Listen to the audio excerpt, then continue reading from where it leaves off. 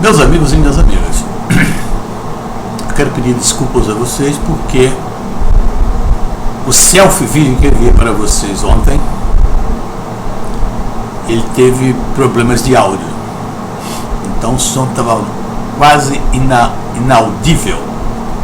Portanto, eu vou aqui só repetir algumas coisas e gostaria que vocês prestassem atenção no pronunciamento do bandido da Estrela Vermelha. Ele, conforme eu digo sempre, é uma pessoa que diz qualquer coisa a depender do seu interlocutor. Ou seja, ele é um vira-casaca. Ele é uma pessoa que não tem nenhuma posição política, nem ética, não tem escrúpulos. É uma pessoa completamente desqualificada. Eu tenho impressão, não tenho pesquisa sobre isso, é claro, que é o presidente mais desqualificado que já houve no país. Desqualificado em vários anos. Desqualificado porque não tinha formação econômica nenhuma. Eu não sei se algum presidente do Brasil, aliás, se o Brasil já teve algum presidente analfabeto. E desclassificado do ponto de vista moral, do ponto de vista ético, né? Do ponto de vista do escrúpulo, da honestidade, da corrupção que ele faz. Ele está envolvido em todos os escândalos de corrupção do Brasil. É uma coisa que eu gostaria que vocês prestassem atenção, porque é tão evidente que às vezes a pessoa não percebe. Ele fala sempre que lutou contra a corrupção, a Dilma diz que com ela... Nós não conseguimos ver, desde o período da CPI do Correio, nós não conseguimos ver nenhuma ação do Executivo. O Lula não teria, dentro desses todos condenados, que apontar e dizer esse aqui é um bandido, como ele fazia com o Sarney, como ele fazia com o Maluf, não é? A Dilma não levantou nenhuma CPI, não indicou nenhuma CPI e não apontou quem deveria ser procurado pela Polícia Federal, etc. Tal. Nada disso foi feito. Toda ação desse pessoal aí, do lulopetismo, é uma ação defensiva. É não permitir que haja corrupção, é defender os indefensáveis como Sarney, como Collor, como Renan. É essa a atitude do governo lulopetista.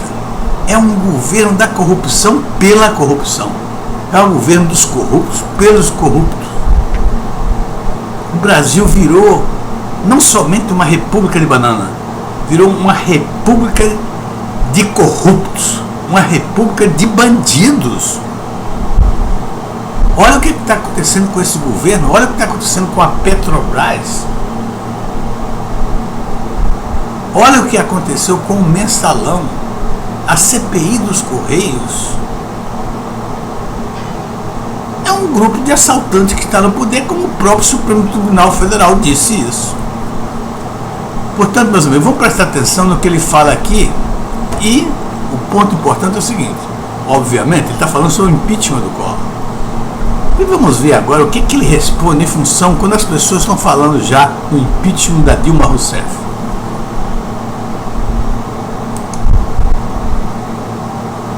Ok. Fala, garoto. Quando você e o Collor foram para o segundo turno nas eleições e depois o Collor ter vencido e ele ter sido assim, tipo, depois do impeachment, o povo ter reagido contra, como você se sentiu nesse momento? Olha, o que foi gratificante para mim foi saber que aquilo que nós tínhamos denunciado durante a campanha foi provado 3 anos depois, né? Tudo aquilo. Lembra bem, denunciava mesmo. Eu acho que o PT foi o maior partido da oposição. O PT é especialista em oposição. O PSDB é um desastre como oposição. Eu acho que por isso o PT deveria ser estar sempre na oposição, nunca no governo. Porque no governo exatamente é uma decepção total e absoluta o PT no governo. Então cada macaco no seu galho. Eu acho que o lugar do PT é na oposição. É um fiscal da administração pública. O PT faria isso muito bem. Agora, botar o PT para governar, dá no que deu. O que aconteceu, nós denunciávamos durante a campanha, não apenas nós, uma parte da imprensa denunciava, intelectuais denunciavam, artistas denunciavam. Olha só o que ele está defendendo. Todo mundo denunciava. A imprensa, artistas, intelectuais denunciavam. Só que, naquela época, hoje, o que ele diz? Está havendo golpismo, um denuncismo. E isso ele não chamou de denuncismo lá. Agora, ele está dizendo que isso é denuncismo, que é o denismo, que querem derrubar o PT. Cada macaco no seu galho, meu amigo. Todo mundo sabia, porque o passado político do Collor era um passado político tenebroso. Agora, foi uma pena que precisou 3 anos. O passado do Collor era tenebroso. Agora, olha o passado do Lula hoje em dia. Desde muito antes, né? Todo mundo já sabe o que aconteceu com o Lula durante a sua carreira, atualmente. Então, o passado do Lula é tenebroso. Inclusive, há suspeitas de ordem para assassinar o André, o prefeito lá de Campinas. Entendeu? Isso está na imprensa todo dia. E é um crime que não foi fechado. É aberto de vez em quando. Vamos lá. Então o passado dele é bastante negro.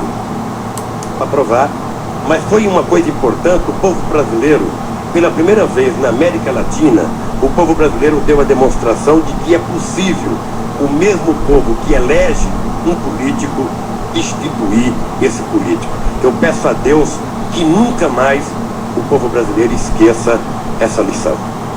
Bem. E os nossos vizinhos também aprendendo ali, a Colômbia, a Venezuela. Vou repetir aqui um pouquinho, porque ele disse uma coisa interessante aqui. Que é isso que eu quero. Todo mundo sabia, porque o passado político do Collor era um passado político tenebroso. Agora, foi uma pena que precisou 3 anos para provar, mas foi uma coisa importante, o povo brasileiro, pela primeira vez na América Latina, o povo brasileiro deu a demonstração de que é possível o mesmo povo que elege um político destituir esse político. Olha aí. Brilhante isso. O povo brasileiro descobriu e deu uma demonstração que o mesmo povo que elege pode destituir. E é isso que está se querendo. Está se querendo impeachment em função disso, ou mesmo um plebiscito para que dê direito ao povo de destituir ou não a Dilma Rousseff, já que o governo dela está sendo um desastre e está caminhando para o precipício, está levando o Brasil e o povo brasileiro para o precipício. Então é preciso parar. Vamos parar de uma maneira democrática, já que o Lula tem essa ideia, já que o PT aprova o plebiscito. Dilma Rousseff, qualquer coisa ela quer fazer um plebiscito, vamos fazer um plebiscito agora, para ver se ela pode continuar no governo ou não. Eu acho que isso e se partir do Lula, da Dilma, seria uma grandeza política, um ato de grandeza que eles nunca tiveram. Eu nunca vi um ato de grandeza do Lula ou da Dilma. A Dilma não consegue dizer que errou. Tudo ela acertou, tudo dela está certo, a economia está certa, a inflação estava controlada, o setor elétrico o Brasil era privilegiado com o setor elétrico da maneira que estava organizado por ela, né? Então ela não tem nenhum simancol, ela nunca chega para dizer, olha, errei, vou fazer novamente, vou fazer da melhor maneira possível, vou fazer o contrário do que fiz, vou seguir, vou pedir conselho às cabeças pensantes do meu governo. Não faz nada disso. Ela se acha a toda poderosa, a sabichona. ela é muito pretensiosa. Então isso aí é que está levando o Brasil, não só o Brasil, como toda a população brasileira, né, para o precipício. Vamos lá. Eu peço a Deus que nunca mais o povo brasileiro esqueça essa lição. Bem. E os nossos vizinhos também aprendendo ali, a Colômbia, Venezuela, até Paraguai, tá começando a se mexer para... Na Venezuela já aconteceu. Na Venezuela já aconteceu. O Carlos Andrés Pérez, que era o presidente, também foi destituído. E eu acho que é importante acontecer. Aliás, na Constituinte, Serginho, nós defendíamos uma tese de que na hora que o povo vota num candidato a deputado ou vereador, e depois de um determinado tempo esse vereador não está cumprindo com aquilo que era o programa durante a campanha, que os mesmos eleitores que elegeram a pessoa poderiam destituir a pessoa. Se a gente conseguisse isso, seria a salvação da lavoura nesse país, né? Mas também político.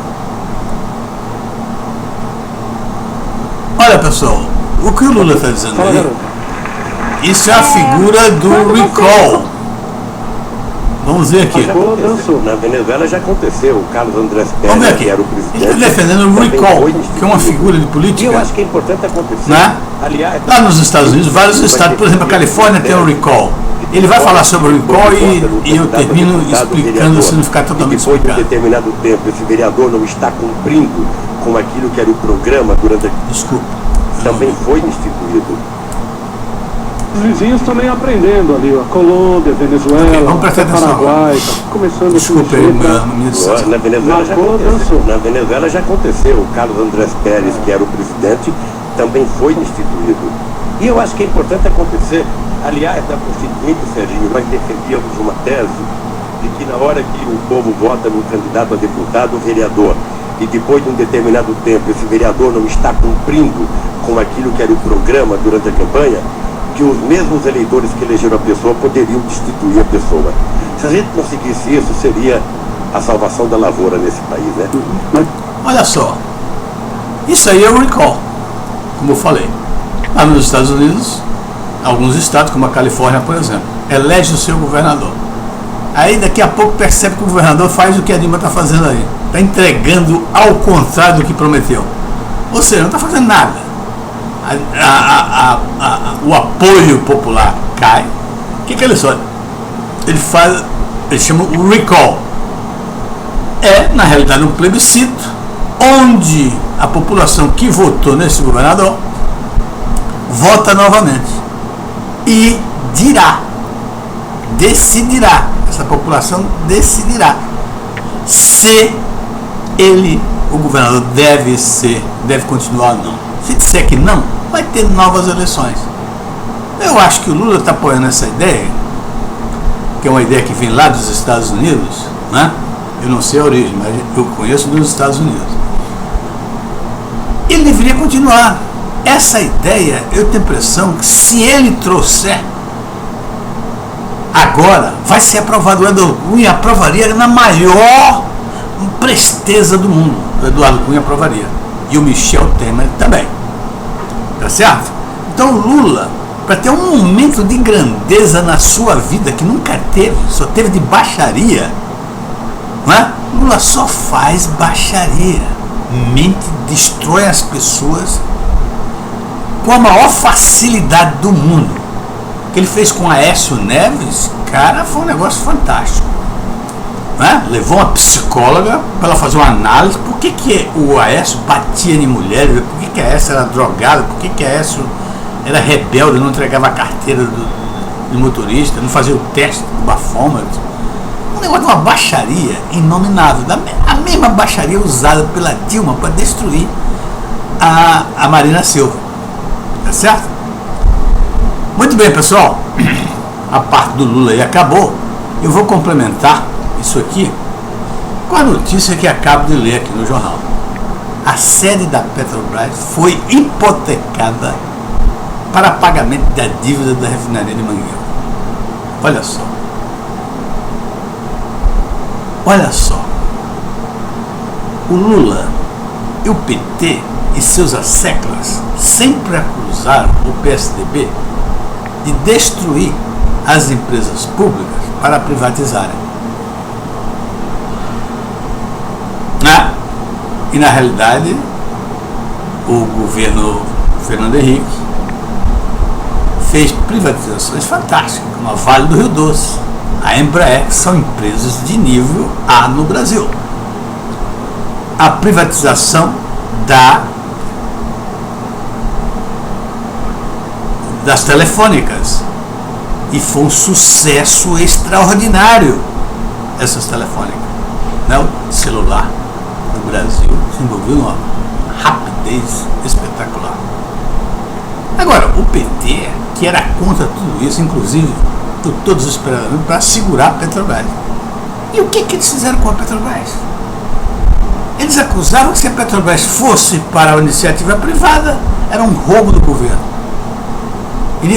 Os capitalistas iam roubar o povo brasileiro. Quem foi que roubou o povo brasileiro? Quem são os ladrões da Petrobras? Os ladrões da Petrobras não é o povo brasileiro, não são os capitalistas. Os ladrões da Petrobras são do PT, PMDB e PP. E tudo isso aprovado pelo chefe majoritário de tudo isso, chama senhor Lula. O senhor Lula indicou Paulo Roberto da Costa, que é tão íntimo dele que é conhecido como o Paulinho do Lula. O Zé Disseu indicou o Renato Duque, que está sendo acusado de ter recebido de 150 a 200 milhões para ele, PT, Lula e companhia. Quebraram a Petrobras. Só uma baixa só dos seus ativos já está em 88 bilhões de reais. A Petrobras perdeu 1/3 do seu valor de mercado. A Petrobras chegou a quase 500 bilhões, ou 500 e poucos bilhões, e agora é 150, 115, não chega nem a 150 bilhões. Então, o PT destruiu a Petrobras. Os capitalistas, segundo ele, que destruiriam e ia tirar do povo, não aconteceu isso com a Vale, não aconteceu com a Embraer. A Vale está pagando os seus impostos, a Embraer também, dando muito lucro, etc. Tal. E a Petrobras? A Petrobras está sendo espoliada por um grupo de bandidos, um grupo de ladrões, e ladrões renitentes. Sabe-se que José Disseu é ladrão desde a CPI do Correio. Que o Valdomiro, que era chefe de gabinete do seu José Disseu, foi pego com a boca na botija. Você recebendo dinheiro, foi filmado pelo Carlos Castro, ele recebendo dinheiro de propina. Claro que era o Zé Disseu que estava comandando aquilo tudo, mas naquelas primeiras etapas ali ele ainda não estava tão esculhambado, escrachado como está agora. Vai para o mensalão prova que ele é o chefe da quadrilha. Ele é um ladrão renitente. E agora, novamente, ele está sendo acusado, e claro, tenho quase certeza que isso é comprovado, de ser o intermediário, o homem de ligação, o homem indicado para receber propinas do PT. Evidentemente, tudo isso de acordo com Dilma e Lula. Você acha que a Dilma iria permitir o José Disseu entrar lá sem a ordem dela? Ela, como presidente do Conselho, presidente da República, ela ia deixar o Zé Disseu mamar nas tetas do governo sem a aprovação dela? Não iria mesmo. E nem o senhor Lula. De jeito nenhum eles iam fazer isso. Então, meus amigos, olha aí. É isso aí. O bandido da luz vermelha foi a pior coisa que aconteceu nesse país. Nunca houve nesse país e no mundo uma pessoa tão desqualificada em todos os ângulos, se você olhar. Desqualificado porque não tem formação, desqualificado porque não tem profissão, desqualificado porque não tinha experiência nenhuma. E agora nós sabemos, desqualificado por falta de ética, desqualificado por ser inescrupuloso. Eu acho que o currículo de Lula está completo, perfeitamente completo. Ok, Muito obrigado pela atenção e desculpa pelo áudio anterior, eu acho que esse agora resolveu a parada. Tá? Muito obrigado. Eu quero até... os próximos não haverá problema. Ok, obrigado.